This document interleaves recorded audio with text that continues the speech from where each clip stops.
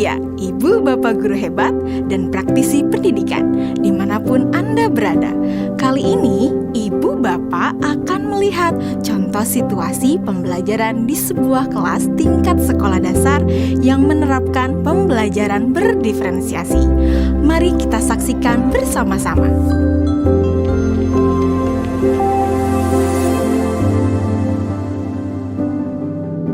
Organ tubuh manusia. Minggu ini, Pak Kasim ingin mengajar sebuah materi tentang cara kerja salah satu sistem organ tubuh manusia, yaitu sistem pencernaan. Adapun tujuan pembelajarannya adalah melalui diskusi kelompok dan penugasan mandiri. 1. Murid dapat menjelaskan fungsi organ pencernaan pada manusia. Kedua, murid dapat membuat model dan menunjukkan cara kerja sistem pencernaan manusia. Sebelum pembelajaran dilakukan, biasanya saya akan melihat tujuan pembelajaran atau target apa yang akan saya capai pada hari itu. Setelah itu, saya melihat data atau informasi terkait murid-murid saya untuk menentukan strategi pembelajaran yang tepat dan penilaian yang sesuai.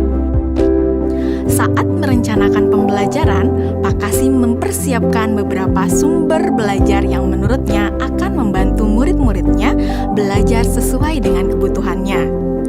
Sumber daya belajar yang disiapkan diantaranya adalah sebuah poster, berbagai bacaan yang memuat pembahasan tentang bagaimana organ pencernaan bekerja dari beberapa sumber. Ada yang berupa beberapa buku bacaan dengan tingkat kesulitan berbeda-beda, artikel sederhana, mengunduh sebuah video singkat yang sesuai dengan apa yang ia ingin anak-anak pahami, membuat kartu-kartu pertanyaan untuk membantu murid mengkonstruksi sendiri pemahaman mereka tentang cara kerja sistem organ pencernaan dengan menjawab pertanyaan. Sumber belajar yang beragam ini tentunya tetap sesuai dengan tujuan pembelajaran yang ingin dicapai, atau dengan kata lain mengimplementasikan diferensiasi konten.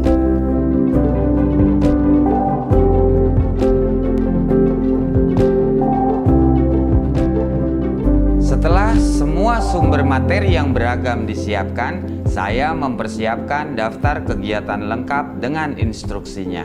Misalnya, membaca buku atau artikel, dan lain sebagainya, mengamati poster, mendiskusikannya, dan kemudian membuat ringkasan untuk menunjukkan pemahaman tentang isi poster tersebut.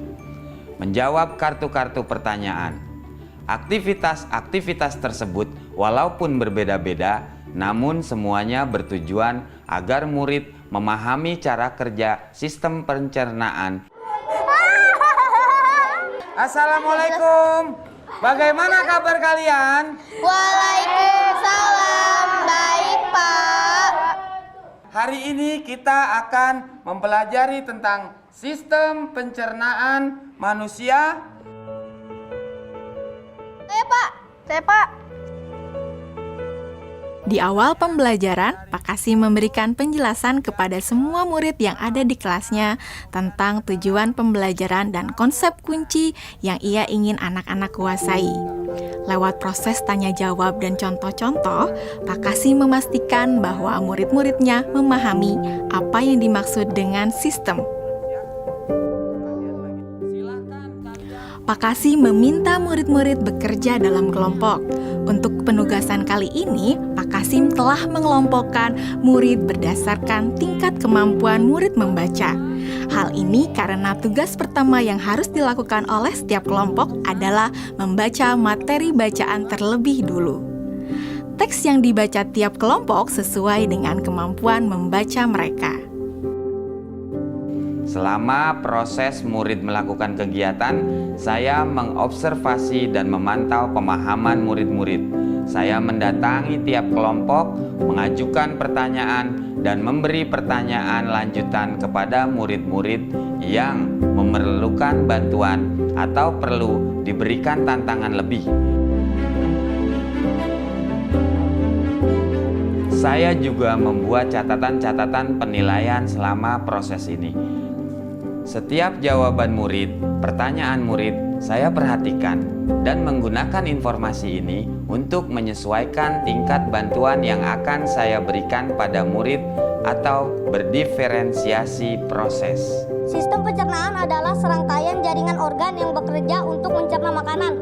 Organ pencernaan antara lain meliputi mulut, kerongkongan, lambung, usus kecil, usus besar, rektum, anus.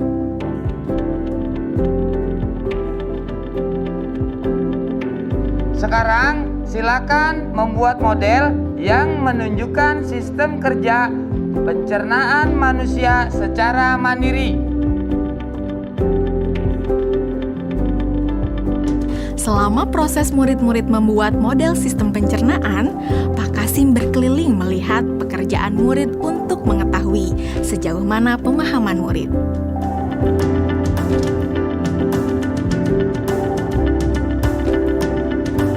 Di akhir pembelajaran, saya melakukan kegiatan refleksi, di mana refleksi tersebut digunakan untuk mengapresiasi murid, untuk mengetahui atau menilai sejauh mana pemahaman murid tentang topik yang sedang dipelajari, untuk mengetahui bagaimana perasaan murid-murid ketika melakukan proses pembelajaran. Andas, Senang, Pak. Arjuna, Senang, Pak.